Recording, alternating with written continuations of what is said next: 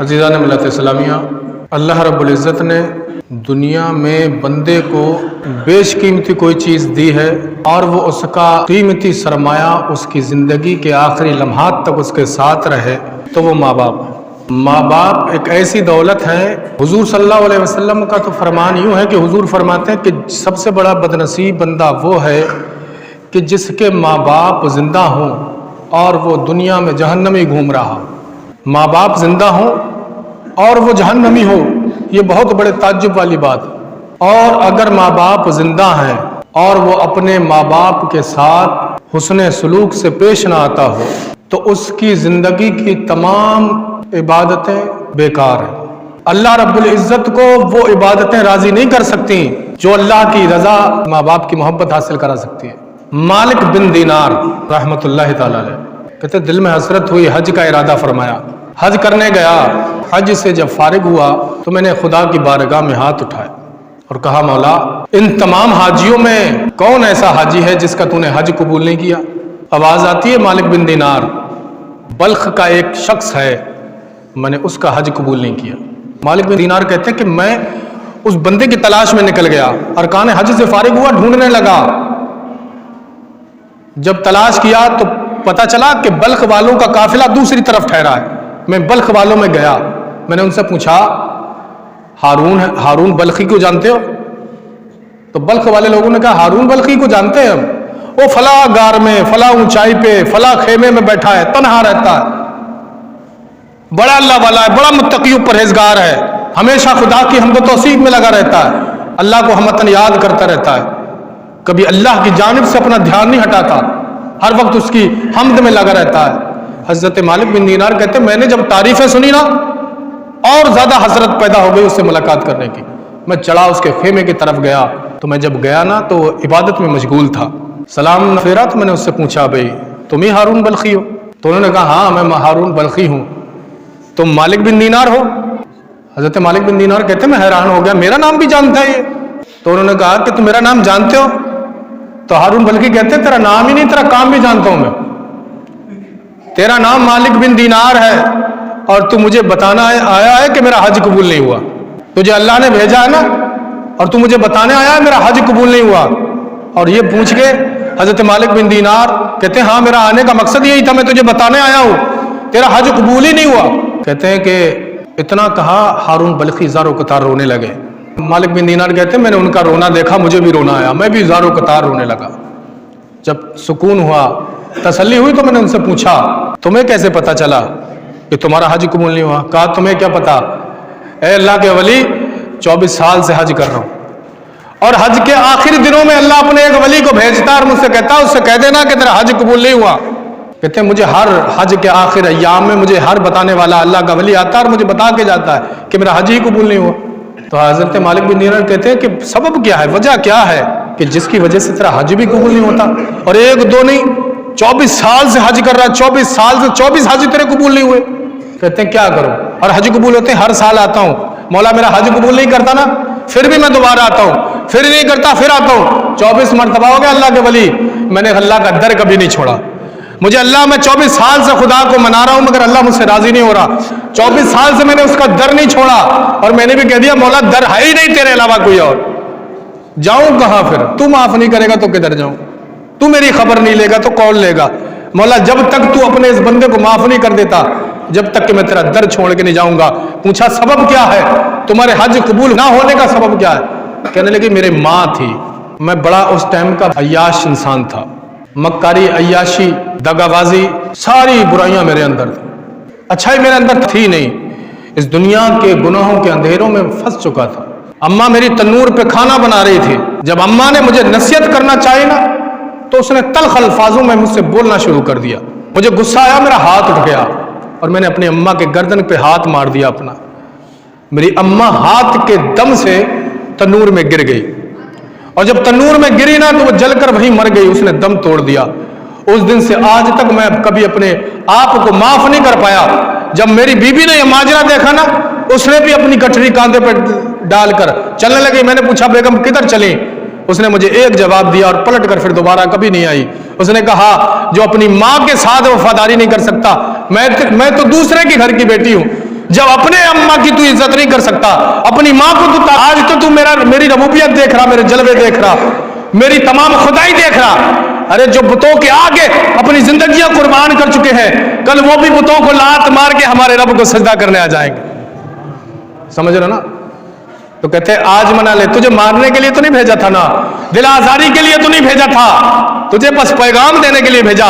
ए मालिक बिन दीनार, तुझे पता है कल उस हारून बल्खी की बख्शिश भी उसकी मां कराएगी। हारून बल्खी की बख्शिश भी कयामत के दिन उसकी मां कराएगी। मालिक बिन दीनार कहते हैं मैंने हुजूर से पूछा, यार रसूल अल्लाह, अम्मा तो नाराज है, कराएगी कैसे? फिर मां तो नाराज होकर दुनिया से गई, फिर कैसे कराएगी? हुजूर फरमाते हैं, ऐ मालिक बिन दीनार, कयामत के दिन अल्लाह उसके तमाम नाम अमाल को एक तरफ कर देगा। बस एक गलती, मां को हाथ क्यों मारा था? तुझे मेरा पैगाम नहीं मिला था? मैंने तो माँ बाप को उफ तुफ तक करने को मना कर दिया, तूने तो हाथ लगा दिया, बता क्यों मारा? अल्लाह कहता है, हुजूर फरमाते हैं, अल्लाह कहेगा मैंने इसी खता पे तुझे जहन्नम अता कर दी, मैं तुझे जहन्नम का हकदार बनाता हूँ, फरिश्तों को इजाजत दे दी जाएगी, ले जाओ इसे घसीट करके जहन्नम में। अल्लाह अकबर कहते हैं, इसको पकड़ करके जहन्नम में ले जाया जाएगा। हारून बल्कि दाएं बाएं देख के पुकारेंगे, जब माँ सामने आएगी कहेंगे, माँ तूने मुझे अपने पिस्तान से दूध पिलाया था, तू मुझे हमेशा मेरी परेशानी को अपने बदन पे ले लिया करती थी, अगर मैं डर जाया करता था बाहों में ले लिया करती थी। अम्मा एक खता कर दी थी, एक खता से पूरी जिंदगी दुनिया में तड़प कर आया हूं। ए अम्मा, आज तो तेरा बेटा जहन्नम में जाने वाला है, हमेशा वाली जिंदगी में जहन्नम में जलेगा, अम्मा गलती को माफ कर दे। अल्लाह अकबर। हुजूर फरमाते कयामत के दिन माँ राजी हो जाएगी और माँ कहेगी, मौला मेरे बेटे हारून बल्खी को जहन्नम में नहीं जन्नत अता कर, मैंने इसकी खताएं माफ कर दी। तो कितने भी अमाल करो, जब तक के माँ बाप राजी नहीं है, जब तक के माँ बाप को राजी नहीं करोगे, हर अमाल फेल है। मैं कहता हूं तुम ऐसे बादशाह अल्लाह ताला तुम्हें बना दे, ऐसा बादशाह कि दुनिया के सारे गरीबों का लंगर रोजाना चला, मगर माँ बाप राजी नहीं है ना, वो सारा लंगर बेकार। हमारा अलमिया क्या है ना, बाप हमारा ताउमर पूरी जिंदगी तरसता है इस बात को कि सर्दियों का मौसम है, जूते नहीं है। किस बेटे से कहूं 2 बेटे हैं या 3 बेटे हैं या 4 बेटे हैं, कौन से लड़के से कहूं बेटा जूते नहीं है? अगर इससे कहूंगा हो सकता है ये कह दे कि जिसके साजे खा रहे हो ना, जिसके हिस्से तुम्हारा खाना है ना, उससे कहो ना मेरे पल्ले तो है नहीं कुछ। बाप ख्याल करता है अगर इससे कहूंगा तो ये कह देगा भाई मेरे पल्ले भी कुछ नहीं है, उससे कहो। बाप सोचता है कि अगर चौथे से कहूंगा तो वो ये कह देगा मैं कहां से करूं, मेरे ही बच्चे नहीं, मेरा भी हिसाब नहीं बन रहा। बाप पूरी सर्दियां ऐसे ही काट देता है, यही सोच में किस बेटे से कहूं। अफसोस का मकाम है जिसके 2 बेटे हों, जिसका मैं कहता हूं 1 बेटा हो और बाप सर्दियों में कांपता घूमे। तेरे लिए 4-4 जर्सियां ला के रख दी थी बचपने में इसने, 2-2 4-4 जोड़ी जूते रख दिए थे इसने तेरे पास, इसने तेरे उंगलियों के लिए दस्ताने, तेरे पैरों के लिए मोजे, तेरे कानों के लिए मफलर ला के रख दिए। मेरा बच्चा स्कूल जाएगा तो ये पहनेगा, गली गलियारों में घूमेगा तो ये पहन लेगा, अलग अलग रख दिए बाप ने। मगर आज बाप सोचता है किस बेटे से कहूं, ए बेटे तेरी आंखें फूट गई। बाप पूरी सर्दियों भर यूं ही घूमता है, तूने एक जबान भरने का आपका किसी चीज की कमी तो नहीं है, सर्दियों में कोई साधु सामान की जरूरत तो नहीं पड़ रही। मरने के बाद तो हम बड़ा देके उतारते हैं, बस्ती बड़ा तारीफ करती है, फला के बेटे ने 40 में 40 देके पका डाली है भाई। 40 रुपए के लिए बाप तरसता रहा, 40 रुपए मिल जाते तो मैं मोजे खरीद लेता। 40 रुपए के लिए बाप दुनिया में तड़पा, 40 रुपए की दवाई के लिए तरसे, और बाप जबान ना खोलता औलाद से इस वजह से कि पता नहीं क्या जवाब मिलेगा पलट करके, इसके देने में इसकी बीवी तो नाराज ना हो जाए। औलाद का हक है। अरे जब तेरे ना बोलने पर भी ये बाप तेरे इशारे समझकर तेरी ख्वाहिशों के खिलौने ला के रख दिया करता था, आज तू भी अपने उस बाप को मौसम बदलने से पहले इसके आसाइश का, इसके आसानी का सामान ला के रख दे। तू 500 रुपए कमाता है दिन में, तो महीने में 500 रुपए बाप पे भी खर्च कर दे। इंशाअल्लाह जब तक ये बाप जिंदा है और अल्लाह ने इसके मुंह में जबान सलामत रखी है, तो मैं कहता हूं ये बाप तुझसे मांगेगा कुछ नहीं और हमेशा तुझे दुआएं देता रहेगा। मौला जो मेरे लिए करता है मैं इसके लिए कुछ नहीं कर सकता, मगर तू तो कर सकता है ना। मौला तू मेरे औलाद के लिए भला करना, इसलिए माँ बाप के साथ हुस्न सलूक से पेश आओ। अल्लाह फरमाता है जिसके माँ बाप राजी है तो समझ लेना मैं उससे राजी। हम गैरों के लिए नहीं करते। दरवाजे में फकीर आया, मौलाना साहब ने कह दिया ना, दरवाजे में फकीर आता है वापस नहीं जाने देना, देना जरूर, मगर बाप आए तो नजर फेर के बैठ जाना, क्योंकि बाप 4 दिन पहले गाली देके गया ना। हुजूर फरमाते हैं अगर काफिर भी हो ना बाप, अगर बाप काफिर भी हो तब भी उसकी बात मानो, तब भी उसकी खिदमत करो, तब भी उसका एहतराम करो, बस उसे अल्लाह रब्बुल इज्जत की शान में और इस्लाम की शान में गुस्ताखी मत सुनो। बस वो तुम्हारा दीन से पलटवाए तब ये वाली बात न मानो, वरना काफिर बाप की भी खिदमत है। मगर क्या है, हम पड़ोसी को दे के कंधे तो ऐंठ लेते हैं, बाप भूखा फिर रहा है, बाप दबा को तरस रहा है, माँ तड़प रही है, हम बाप ने गाली दे दी, मुंह टेढ़ा करके चले गए, ये सोच के कि हम भी तो उन्हीं की औलाद है ना, हम क्यों बोले। वो बोले अरे बोलेंगे भाई, बुढ़ापे के हाथ हैं, बुढ़ापे के पैर हैं, तुझसे नहीं बोलेंगे तो खाना भी नहीं देगा ना, तुझसे बोलेंगे जरूर, तू इतना मत अकड़। माँ बाप का अरमान तो देखो, किसी ने किसी से पूछा नहीं भाई बता, अम्मा कमर पे औलाद को लेती है ना, तो माँ कमर पे बेटे को औलाद को क्यों बिठाती है। तो किसी ने इसकी तफसीर यूं की है, किसी ने कहा है कि माँ इसलिए बिठाती है कि मैं जो देखती हूं ना वो मेरा बेटा भी देखे, जो मुझे दिख रहा है वो मेरी औलाद भी देखे। तो दूसरी बार ये पूछा तो अब्बा तो कांधे पे बिठाता है, तो औलाद को कांधे पे बिठाता है, तो इसका मतलब क्या है। तफसीर यूं की कि बाप कांधे पे इसलिए बिठाता है कि जो मैं नहीं देख पा रहा वो मेरी औलाद देख ले, जो मैंने नहीं देखा ना वो मेरी भी औलाद देखे। तो बाप का हमेशा सपना ये रहता है, आरज़ू ये रहती है कि मेरी औलाद मुझसे भी एक कदम आगे पहुंचे, कामयाब हो जाए। तो माँ बाप का रुतबा बड़ा है, माँ बाप का बड़ा अजीम रुतबा है, उनकी ताज़ीम भी करो, उनकी खिदमत भी करो, उनका कहा भी मानो, उनकी खिदमत भी करो। और जिनके औलादें माँ बाप की खिदमतें करती हैं, यकीन मानो उन्हें दुनिया की दौलत मैसर हो न हो, मगर अल्लाह की कुदरत, अल्लाह की रहमत ज़रूर हासिल हो जाती है।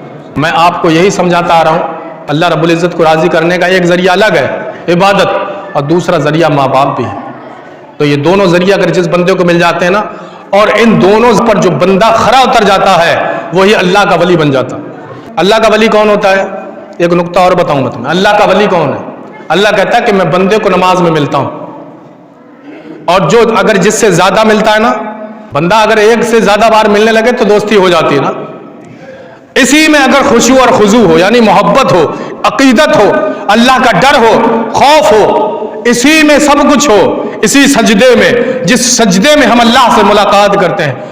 एक तो दिखावा हो गया, सजदा किया उठ गए चले गए मस्जिद से बाहर, एक रियाकारी हो गई, लोग कहेंगे नमाजी है पंजगाना, एक जिम्मेदारी हो गई कि हाँ ये हमारी ड्यूटी है हम करेंगे, एक होगा खुशू और खुजू, एक होगा इश्क, एक होगा खुदा का खौफ, डर, खतर, आखिरत की फिक्र, ये तमाम चीजें मिलकर मिलाकर इनका मिश्रण करके अगर अल्लाह को सजदा करो ना, अल्लाह कहे यही मेरा वली है, यही मेरा दोस्त है। और जो सजदों में जाता है ना और जब उठता है ना, अल्लाह फरमाता है कि जो बंदा सजदे करता है उसे अल्लाह रब्बुल इज्जत अपना नूर अता फरमाता है, और ऐसा नूर दे देता है। अगर बिलाल काले है ना, आसमान की हूर नूर ऐन भी देखे ना तो अल्लाह से फरियाद करे, मौला अगर जन्नत में तू किसी को मेरा शौहर बनाए तो बिलाल को बना देना।